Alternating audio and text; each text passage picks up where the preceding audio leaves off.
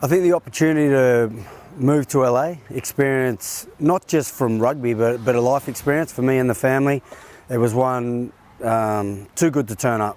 For me, the staff, it's a professional environment, the players that we've recruited, it's just exciting. And I think during lockdown and COVID in Australia, I realised that you're a long time retired. So there's plenty of time. If you feel like your body and mind are still able, why not give it a crack?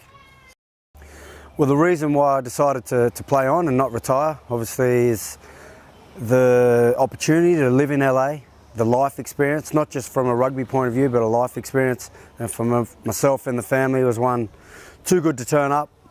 From a rugby point of view, I realised during COVID and lockdown, you're a long time retired. So as long as your mind and body are still able, and I feel like I can add to the team and be part of a winning culture and a winning side, LA, it was just too good to turn up. Yeah, to be part of a new franchise where everything you're creating is new. Everything you do is history for when you move forward. For me, that's incredibly exciting to set the right culture, have a winning attitude, have a family feel, know that the kids and families, the wives, the partners of the players are always welcome and they feel a part of the journey as well. You know, that excites me, that we are creating history every day. Being part of a new franchise, we're creating history for the LA Giltinis. Yeah, I think rugby has given me an amazing opportunity to travel around the world, and when you do that, you're playing in huge stadiums that you can only dream about, the stadiums that you've only seen on TV. And then the opportunity that I had when I first arrived in LA to go to the Coliseum, to experience and see the history there, the magnitude of the stadium and just how impressive it is. And that's with no fans. That was with nobody there, with no atmosphere, no rugby game.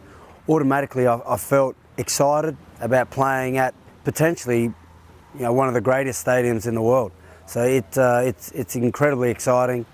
I've shown videos to the boys, the players that haven't had the opportunity to get to the Coliseum, and they're excited. So yeah, it's really, really exciting and I'm looking forward to it. Yeah, I've been involved with the LA Giltinis now for a little while. I really am impressed with the way Coach Coleman set the standards for the team. But I think off the field, I've never felt so welcome so quickly. In a new group of guys, people from all around the world. It has that family feel. I think because we're not from one area, we tend to stick together and get to know each other, really quickly. So, yeah, that's been pleasing, and obviously the culture that Coach Coleman's created here has been amazing. But for me to single out one player, a US player, it's tough. I think everyone's impressed me so far. The standard at training's been impressive. I think from an actual LA Giltini point of view, it's going to be a good year. I think rugby in America has huge potential. If we're successful this year, not just the LA Giltinis, but the MLR as a competition, and we start to grow awareness, the game's just going to grow. You look at the population alone that's in America, the percentage of players that actually don't make it in American football, and they have another path or another sport to get excited about.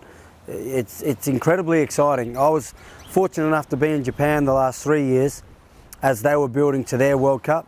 After they hosted the World Cup, I experienced that next year, the growth in the game and the interest. I would love to see that happen in America, because if that happens, I think with the population that they've got here and the athletes that America possesses, they could be a real world force in rugby. I think also a big part of why I decided to come to the LA Giltinis is the program that they're setting up. They've got an academy. They want to get the youth, get the players from an early age invested in rugby, so that by the time they finish college, they're ready to step in a professional program. And for me, that's a real driving force for me as an older player. You want to pass on any type of knowledge you can. You want to develop young kids so that I think America gets excited about rugby, because if America's excited about rugby, they'll invest in it, they'll start from a younger age, and I think with the talent pool that they've got and the population, they're going to be an unbelievable force in world rugby.